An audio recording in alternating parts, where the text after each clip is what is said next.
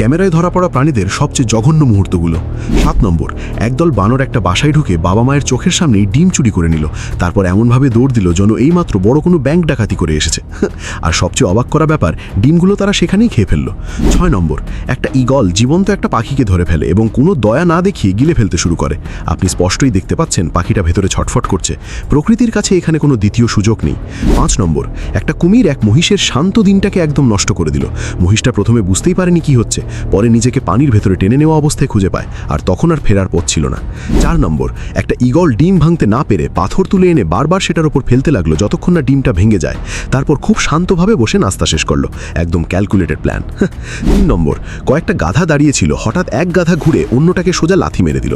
ঘটনাটা এতটাই হঠাৎ ছিল যে বাকিরা কয়েক সেকেন্ড বুঝতেই পারেনি কি হলো। 2 নম্বর, একটা হরিণ পানিতে আটকে ছিল, তখন বুনো কুকুরগুলো এসে টেনে ডাঙায় তুলল। প্রথমে মনে হচ্ছিল উদ্ধার, কিন্তু পরের মুহূর্তে পুরো দৃশ্য বদলে গেল এবং সেটা শিকারে পরিণত হলো।